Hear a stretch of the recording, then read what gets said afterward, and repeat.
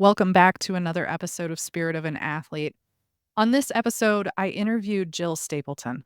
She is from Australia. She is 64 years old, and she is a marathon runner. I have the utmost respect for people who run marathons, first off, because I'm not a runner. I have tried running in the past, and it didn't go well for me. Parts of my body just don't love it, but I've also learned some of the reasons why. Gill has written a book called Running in Circles. You're going to hear her mention it a couple of times in this episode. I do hope that you go check it out because she is a true inspiration. Our goal in this episode, just start moving. Get off the couch and just start moving. Find your passion, find your community, and go do the dang thing. Thanks for listening. Gill Stapleton, thank you so unbelievably much for being on Spirit of an Athlete, coming to us all the way from Australia. It is such a pleasure to have you on. Thank you, Amanda. One of my mantras when I turned 60 was to say yes to as many things as I could, because you never know how many yeses you can get. So yes, I'm excited to be here. Thank you. You're welcome. Okay, so how old are you, Gill? I am 64 years young. Now, is it okay that I ask that question? Yeah, of course it is. Love it. I shout my age from the rooftop at this point because I want to own the fact that I am 42 years old and I am an athlete still, because that seems to be a rare thing. Do you agree? I do agree. In some circles, I think it depends on the circles in which you find yourself. You know, you surround yourself by like-minded people and you think everybody's the same. And then you realize when you step out of your circle that others maybe aren't. I mean, I love that you say athlete. I just never see myself as an athlete. Others do, but I don't. But yeah, I am an athlete. I am an athlete. Yes. Well, and so I totally thought you were going to throw one of those puns at us and say, it depends on what circles you run in. Well, yeah, I should have done really, but hey, that's a bit corny. I got you. So when did you start running? Because you're 64 still running marathons. When did you start running? Running seriously, sort of running consistently, I would say, rather than seriously. I started when I was aged 47 and I ran my very first marathon just before my 50th birthday. Oh my gosh. I couldn't even imagine. So I'm totally not a runner. But I say that because I ran a ton as a kid, and now as an adult, there's certain parts of my body that are just like, you know what? No, I don't like this. And mostly my knees and my hips. And I know I've got listeners who are probably saying the same thing. Like, I could not imagine running a marathon at 47, 50 years old or beyond. How did you do it? Oh, great. What a lovely question. I just started running. I'm a great believer in that. You'll see I'm always wearing this necklace. You can't see it well, but it's an elephant necklace. It's a chain of elephants. And I firmly believe in the motto of how do you eat an elephant?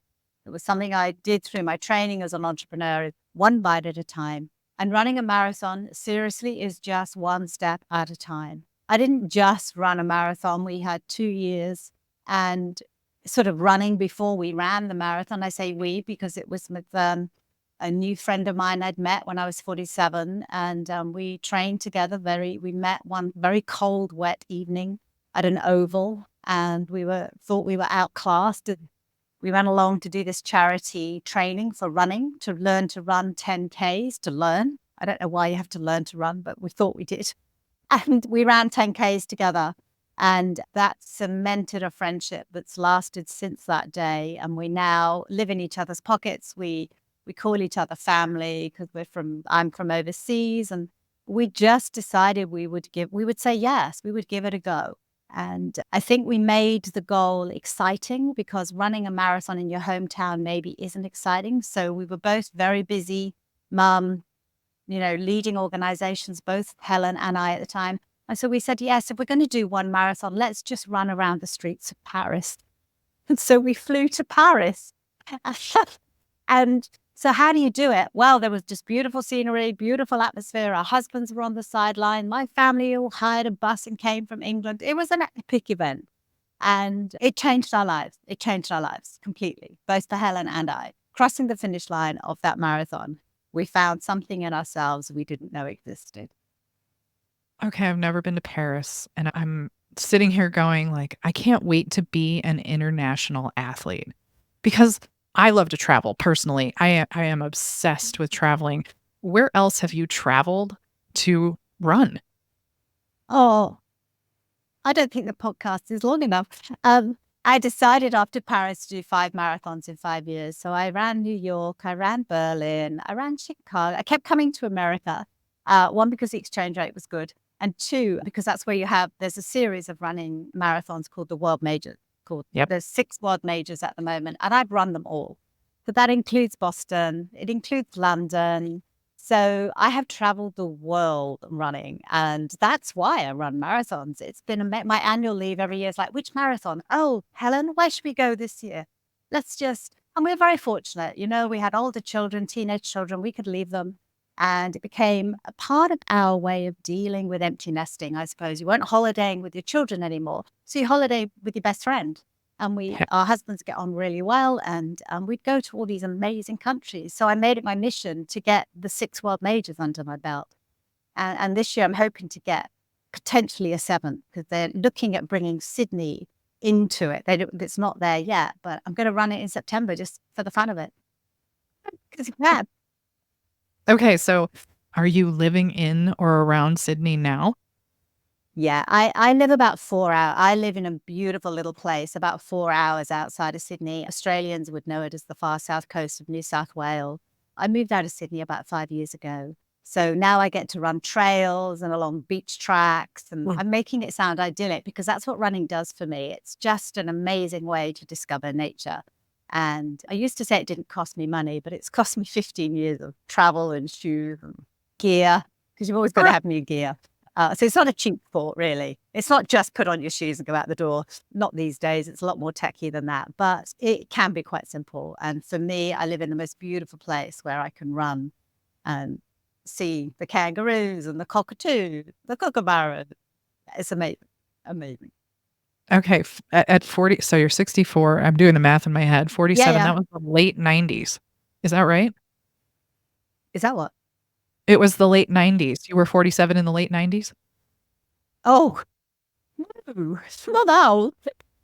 When did I start? 47 would be 2007. 2007 Okay. was yeah. But I ran Well, Paris my in math was a little 2009. off. So yeah. My engineered math was definitely off. Okay, so 2007. So no. I'm thinking about like, Yeah. how has the tech changed? Like, shoes really haven't changed. I used to sell shoes. Little known fact about me, I worked at a place called Famous Footwear. And because I'm a geek like that, I studied shoes because I was selling them and I wanted to understand them. And it was like, oh, Okay. you're only supposed to have a pair of shoes for 6 months if you're using them every other day. So how quickly do you go through shoes? Yeah, that's a great question. And yes, shoes have changed dramatically. Technology in shoes, if you speak to any runner, they have carbon in the bottom of them now. There's a super shoe and a Oh, shoe for this and a shoe for that. So it's pretty amazing. I would say I get through a pair of shoes, one per marathon. I generally buy a new pair of shoes when I start training, and I probably do about 800 kilometers in training. And so, around that time, generally I do a silly thing. Just before the marathon, I'll get the new shoes exactly the same. I won't change the brand or the make, and I'll run in new shoes because they're more cushion and that's easier on my joints. But yeah, I run about 800. My husband would say I've spent, a small fortune on shoes, because there's always a pair arriving via Amazon at the door, because, you're going to have a couple on the go because you don't want to wear one out. So yeah. yeah, you've got to have spare. This is something I talk with my athletes a lot about is like having the right kind of shoe, having the shoe that you're comfortable in, and then having shoes in spare just in case you lose one or you blow out one of them, or you always have to have shoes. That's part of existing as a human. Yeah. And socks. Socks are really, really important.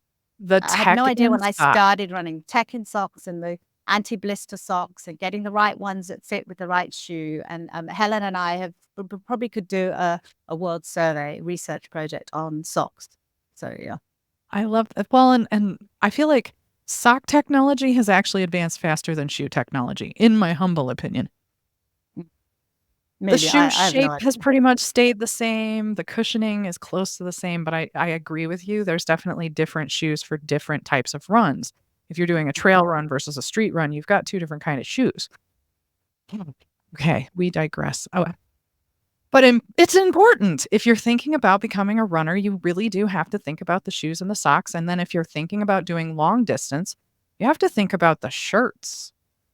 I remember seeing an image of a man that just ran a marathon. He took his jersey off and he had band-aids on his nipples. And I had to ask a runner friend, like, what's up with this? And he was Yeah. like, it's for chafing. And I was like, oh my gosh, that's a thing. That's a thing. Yeah.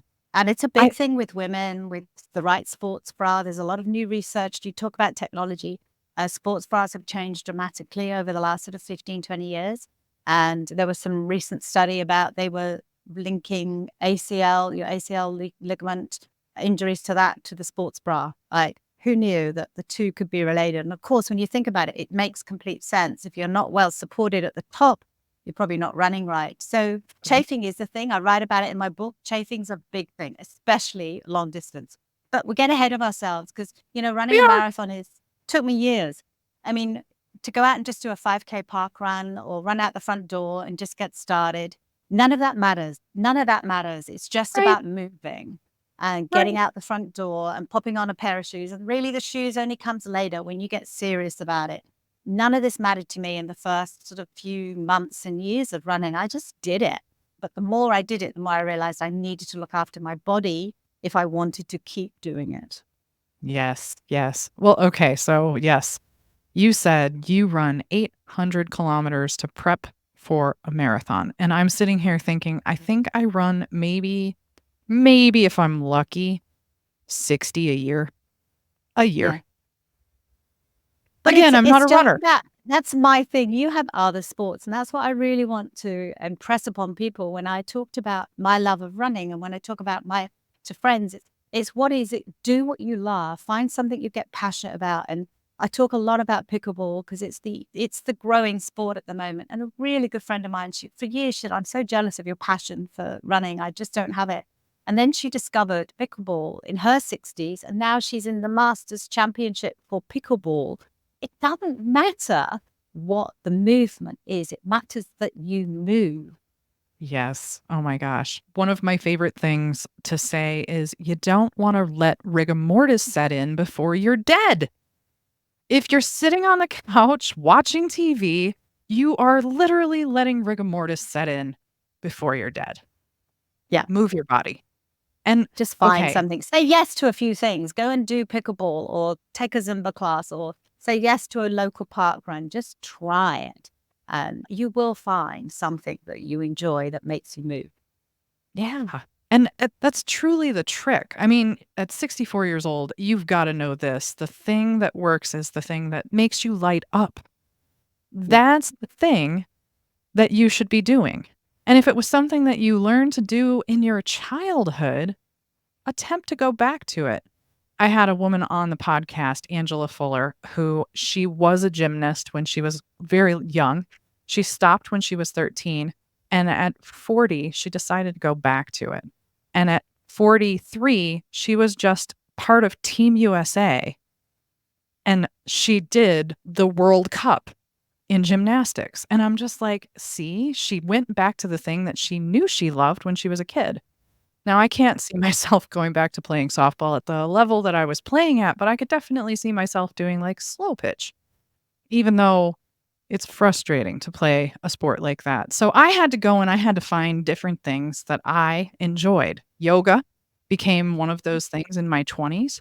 I continue to practice that. And then powerlifting in my 30s. I'm still doing that in my 40s. It really was. It was this experimentation of what is the thing that lights me up. And for those of us who are multidimensional and love different things, it might not be that you stick with that one thing for a long time, but for you, you stuck with running. That was the thing. It was the thing. It's and still is, but I do bring other sports in. I play tennis now because I've recently just stepped away from my big career. So I learned to ocean swim because I moved to the South Coast and we have an ocean and a lot of women down here swim. And for me, the thing we haven't touched on, which is about finding your passion, it's also finding your community. In running, I made so many friends. I'd moved out from the UK in the year 2000 and spent 7 years on my career and my children. My husband and I were, just doing the doing and building a life in Australia. And suddenly I realized I didn't really have, I'd left my friends behind. So that's running gave me that and continue. In my book, there's a very famous runner in Australia called Rob Di Costello, and he says, you'll never find a bad runner. They're nice people. So true. I've just been in so many different running groups. You can go, I used to travel for work a lot, and you'd go to a city and you'd be in a hotel and go out for an early morning run, and suddenly you'd find a coffee with a lady who was also traveling, and you go for a run together, and it's finding your community. So for me, Mm. ocean swimming down here, I found a local community of women, many, many swimmers down here who swim way better than me, and they jump in the ocean in the winter. And they're incredibly fit and healthy and definitely older than me. So it's inspired me to take up swimming because when I do have to give up running, because eventually I'm sure I will, although I don't know about that, then I'll take up swimming or tennis or Pilates or, I do all of these other things as well to keep me running, Right? getting help. Well, so do you ride a bike? Because you're just one event away from doing an Ironman. Yeah. I do have a great colleague, Anne, who's just done, I think, a full Ironman for her 70th birthday present. Oh Isn't that my incredible? gosh, I Yeah. love it. You are What all an inspiring inspiring. goal. So maybe I'll Absolutely. never say no. As in, if somebody came along and I found a good trainer, I'll say yes because you do. Oh my gosh. Okay, we're putting that out there into the universe right now. That just happened. Somebody teach her how to ride a bike, please. Well, I I can want ride to a be it. bike. I just don't know how to do all three at the same time. Right? But Back to back to back. You got to have all the gear. yeah, more Oh gear. my, right? Exactly. Your husband's going to be like, holy cow, more gear. Yeah. So I've got to ask. You mentioned that you had teenagers and it was about to become an empty nest situation. Mm. How did this play into their lives? Oh, that's such a great question. And I know what you're leading to. I was talking to you in our pre-briefing about my teenage kids. And I think it's really important as a mum that you don't realize your children are watching you.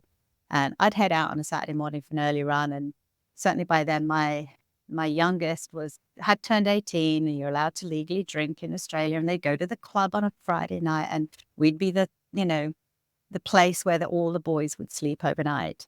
And so I'd be leaving the house at a time when they might be just coming in, and I'd count how many boys are living in my house at that night for how many shoes were on the front doorstep.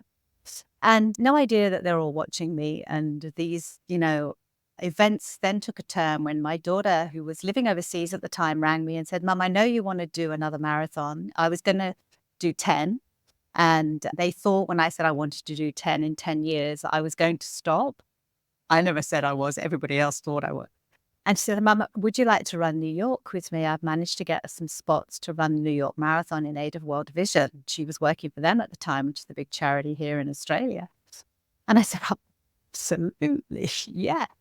So then we ring her brother and we say, well, Shelby's going to run New York Marathon with me. So, well, if she's doing it, I'll do it. There's no such thing as sibling rivalry. It's very real. And so we Yes. ran New York together in 2017. The three of us ran New York, along with Helen, my running buddy. We ran the streets of New York together. And it's something I don't know that they would ever have done if they hadn't been inspired. And in the book, there's a chapter about running New York. And I asked them both a few questions about why did you choose to run New York and why did you do it? And it's very interesting. My daughter and son are very different. And they've written it from a very different perspectives. And their answers were so good, I just published them in the book. I couldn't change anything. Love Since it. then, my son has retired from running. So he retired from running at the age of about 25. He'd only ever done one event. My daughter continues to run, not marathons, but she might get back to it. So I think the role modeling, it's you just don't realize monkey see, monkey do, that whatever sport you're doing, you're passionate about, your children are watching you from the sidelines. And it was a dream come true to cross the street of across that line in New York in Central Park and celebrate with them. It was pretty epic, I have to say. Oh my gosh, I could imagine. My daughter's 10 and I do softball lessons, and she doesn't wanna have anything to do with softball, which shocks a lot of the parents that I'm coaching their kids because they're like, "Well, how come you're not pushing her?" And I'm like, "No, no, she's gotta decide. She's gotta make that decision." But when it comes to lifting, she Mm. will pick up the weights, and she's cheered me on at competitions. She's been there in the background going, go, mommy." And I have it on video, and it just every time I hear that, it fills my heart Yeah. because I know that there's a part of inspiration going from what I'm doing to her. And oh, I love that your kids got involved and they were Hmm. like, yeah, we're going to run with you. Now, one run, they didn't run after that, but are they still athletic? Are they still doing athletic endeavors? Yes, Exactly. absolutely. Yeah. They're both adults now. They're adult athletes. Ta-da. Yeah, both That's moving, both doing their own thing. And my daughter's a swimmer. That's what's got me into ocean swimming down here. She's dragged me into the cold water yesterday in a full wetsuit, a hat, booties. I came out, I'm like oh, freezing, but it's yeah. You're in the uh, winter there, right? Yeah. yeah, it was cold. And my son runs a little bit. He says he'll never run a marathon, and he's a gym person and plays tennis with his friends. And yeah, but they're active, and that's the main thing. Exactly, they're moving their bodies. You inspired them to do this. Were they athletes before you started running? Yeah, I think, they've always played, they've loved school sport, hockey, and my son's a soccer player at school. So yeah, they've always been pretty active, but I think running a marathon is very different. It takes a lot of time, commitment to training. I always feel if you get to the start line of a marathon, you've achieved Get it. it? Because to actually Mm, get to the start line, you've run about 800 kilometers, you've been through some injuries, you've been through illness. It takes a good 16 weeks to train. And so it's quite a commitment. And that in itself shows that when you set, for me, it was all about the goal setting. It taught them that you could set a big, audacious goal and you work towards it. And then when you achieve it, and the thing that changes for everybody is when you cross the line of a marathon, you're never the same again. It's a big thing. And it's a big distance. And when you cross the line of a marathon, something in you changes. You go, wow, if I can do that, I wonder what else I can do. So when you face a mhm. challenge in life, you go, oh, hang on a minute. You draw on that experience. And that's what, for me, is probably the most momentous thing about running a marathon is the confidence, the resilience, the The grit. mental purpose it's given me. Yeah, it's the grit. It's again, like, I look at marathon runners. I've done 10Ks, I've done 5Ks, but to even think about doing a marathon, I'm just like, "Nah, I'd rather go hike a mountain. I'd rather" right? That's me. But when when I talk to marathon runners, I have the utmost respect because it takes so much dedication. It is so not time consuming, but a lot of your energy is dedicated to that. Hmm. Hmm. Yeah. Okay. Boston. You and I talked about this in the pre-interview. You went to Boston in 2013. Yeah. This is a unbelievable story of grit. Tell us what you experienced. For those that don't know, I mean, obviously, if you're not a runner, you may not know, but that was 2013 was the year that the Boston bombing occurred at the finish line of the Boston Marathon. Helen and I were on track. She was on track to run a personal best. We were 700 meters from the finish line when the race was stopped. We had no idea why. 700 meters actually, it's quite a long distance. You can't see the finish line. You've got two corners left to do. And the race was stopped. And it took us quite a while to find out what was going on. Lack of communication. Nobody really knew. It was a bit chaotic. helicopters above. It was very scary. And then, Twitter was a big thing, and everybody was saying, "Oh, we hear there's a bomb at the finish line."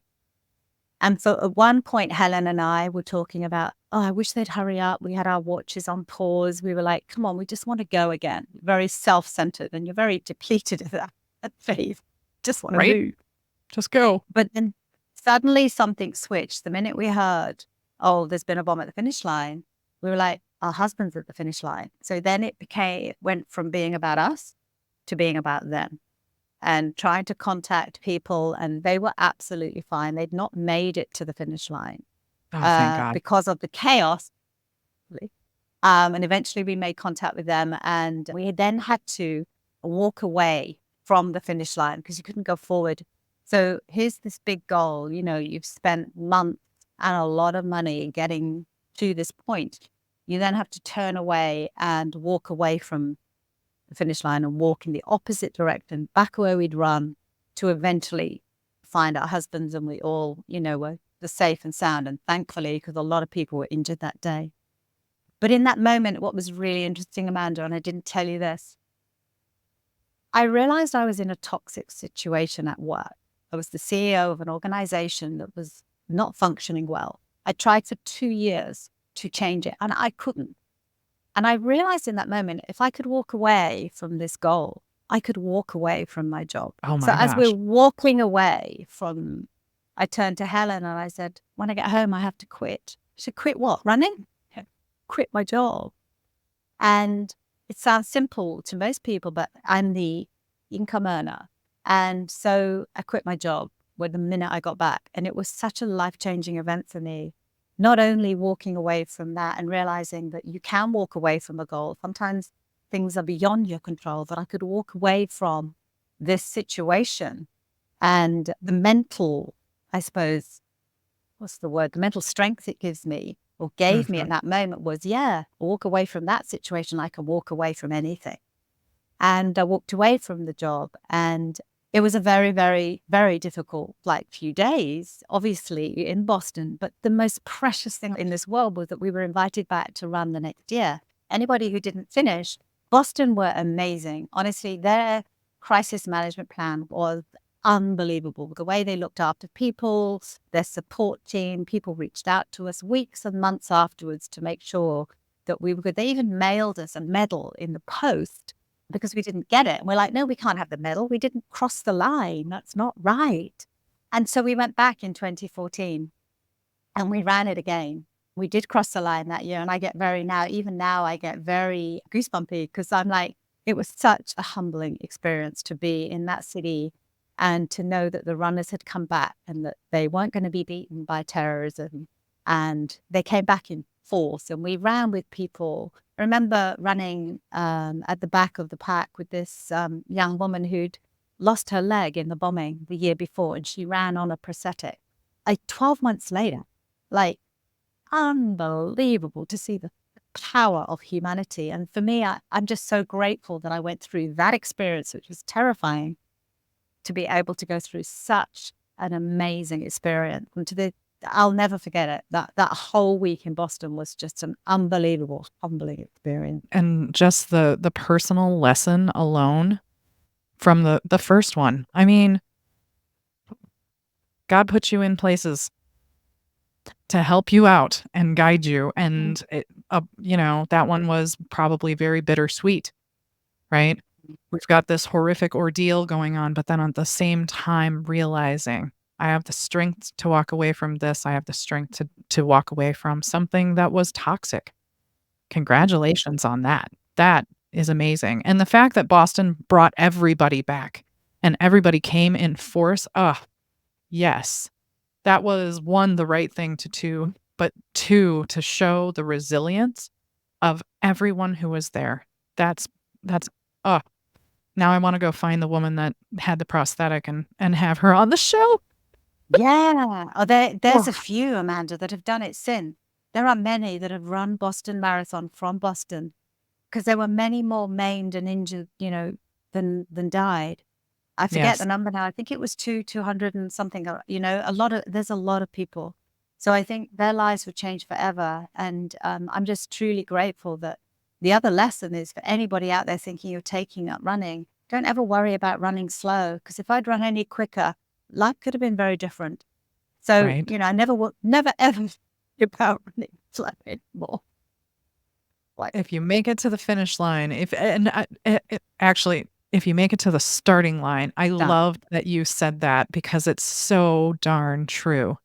Or even you set the goal and you put your darn shoes on. That that micro goal, that's all it takes sometimes. I think that's really the thing to remember. There's Micro Habits. There's a really great book, and I can't remember the name of the author, but James Clear. everything. James Thank Clear, The you. Habits. Yeah. Yeah, I've read it and I loved it. It was one of my favorites because it was like, the night before you plan on doing something, put the clothes out that you're gonna wear and put them on. And that's the goal. That's all you're gonna do. And once you get the clothes on or the shoes on or the socks on, you're like, well, I got this far. Might as well keep going, right? Yeah, Once I you make love it to his the start. I love his thing in the book where he talks about people going to the gym, and he says, "You just go to the gym. You don't have to go in. You just go to the gym. Yeah, you just drive there. First week, you just drive there and drive away again." And that's me. When you talked earlier at the beginning about how do you run a marathon, it seems like huge to people, but actually, one day you just run to the lamppost, and then you walk to the next lamppost, and then you run to the next lamppost. That's how it starts. And many, many people run, walk a marathon. Nobody says you have to run the whole thing. You know, Right? that's just you need to get to the finish line, however best it suits you. Yeah. And the cutoff is usually 6 or 7 hours. So you can walk some of it. We walk some of it. We don't always run all of it. It's like, yeah, we cover Yep. the distance. That was actually one of my goals when I did so the Boulder is a very popular 10K here. I've done it twice. And the first time I did it, I ran walked. And the second time I did it, I said to myself, I am going to run the entire thing. And there's something about when you get to the stadium that is just absolutely magnificent because you're doing a lap on the college track and the finish line is, you've made it all the way around. The adrenaline rush at the finish line is the best feeling, that runner's high that you can get. And Mhm. I think that's something to tease people who are just thinking about going into running is when you do a longer distance, you get this endorphin rush. Do you still get that? Oh, without a doubt. Yes, there's many a morning. This morning would be a classic. It was, up before the sun was up. It was cold. It was winter. I went out with a beanie and gloves on, but I had to meet some girlfriends. We were running this morning early, and by 10Ks, which is what we did this morning, the endorphins are firing. Everything you're just like, yeah, I could run forever. Sun's coming up, and there's something in it. For me, it's a moving meditation. The chat with the girls, had my therapy session. We go for coffee. We're done and dusted before 7:30 in the morning. I mean, what better way to set yourself up for a day of success and fun? And it's great. Right? Oh my gosh. Ah, resilience and grit is what it takes to be a marathon runner, but just getting your shoes on and going outside is what it takes to be an Mhm. athlete as an adult at this And point. backing yourself. You have to back yourself.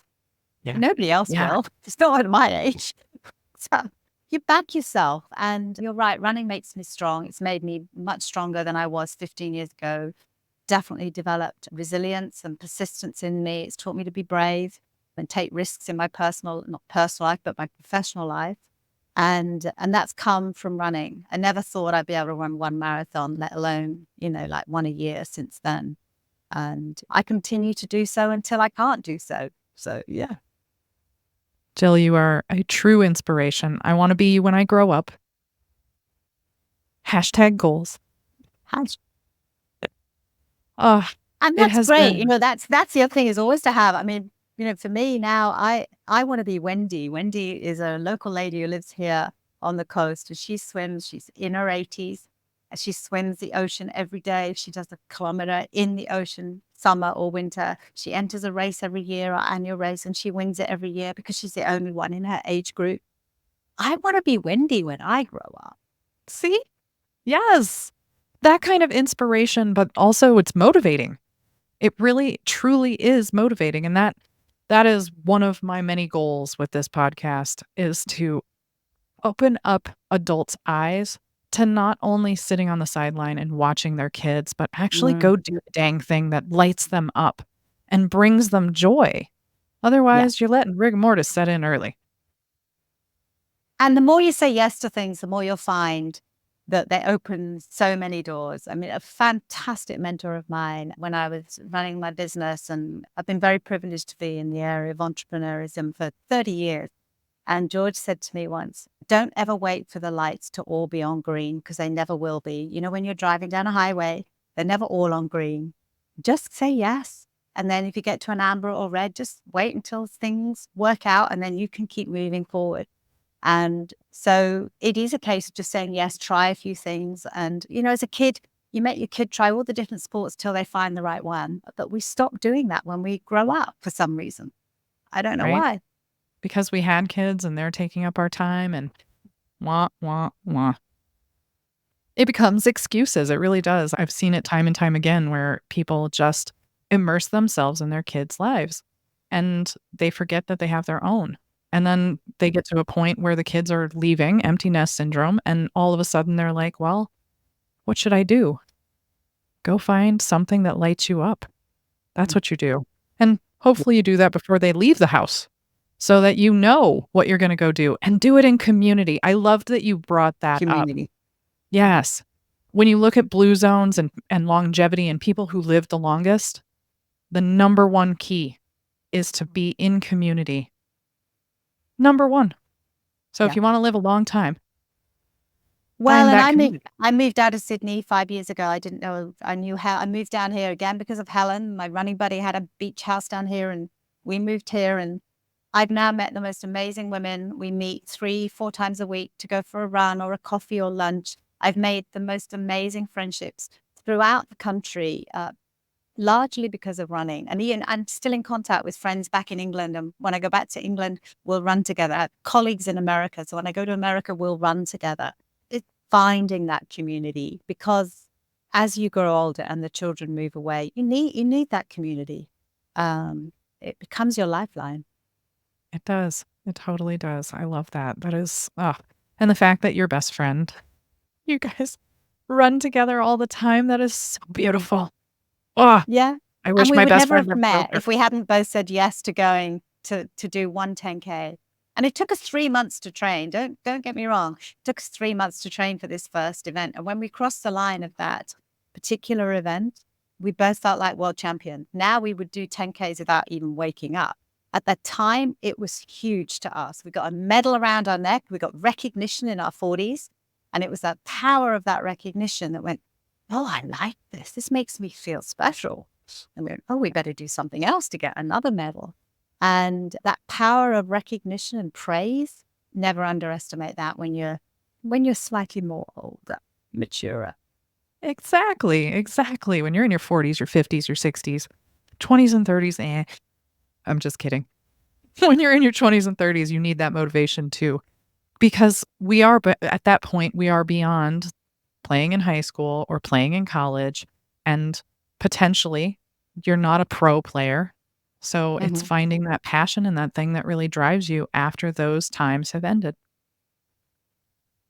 Jill, thank you so unbelievably much for being on Spirit of an Athlete. Where can people find you so they can get more inspiration from you? Hello. Amanda, thanks for asking that. I have a Instagram, Running in Circles. I have a fabulous book, my memoir. I've written a memoir about running the 12 marathons that I'd done at that stage. I probably have to add a couple of chapters on now. So it's called Running in Circles. You can get that on Amazon, Gillian Stapleton, or find me on Instagram and on Running in Circles 42, because it's 42 kilometers in Australia. And yeah, reach out. I have a website as well, gillianstapleton.com, with my other business of events and emceeing. So, but my message to anybody listening is just move more. Don't let menopause, don't let any of these other scary things stop you trying to find the best that you can be, because I know it's got me over health issues. It's got me professionally to places I never dreamed possible. And just find I suppose, focus on your attitude in running or in your sport, and that spills over into the rest of your life. And it's amazing the ripple effect of that. So unbelievably true. Thank you, Jill. All of those links will be in the show notes. You guys go take a look, find more Jills in your life, and go check out Jill's stuff. Thank you. Thanks, Amanda. Thanks for listening to Spirit of an Athlete podcast. If you're struggling with your own gut issues and want more direction, you can get an initial body scan from Amanda at bodywhisperhealing.com. In 20 minutes, you can find out what's wrong, get clarity, map the path forward, and get on track to get back in your game. If this episode hits the spot, please let us know by rating, reviewing, and sharing it with a friend. Subscribe now to hear more inspiring stories from other female college athletes who overcame their health issues. Want more, Amanda? Get inspired by finding more at bodywhisperhealing.com.